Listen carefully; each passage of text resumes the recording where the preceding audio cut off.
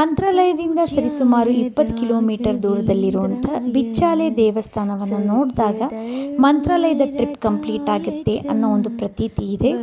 ಇಲ್ಲಿ ರಾಯರ ಪರಮಭಕ್ತರಾದ ಅಪ್ಪಣ್ಣಾಚಾರ್ಯರು ರಾಯರಿಗಾಗಿ ಏಕಶಿಲೆ ಬೃಂದಾವನನ ಕಟ್ಟಿಸಿದ್ದಾರೆ.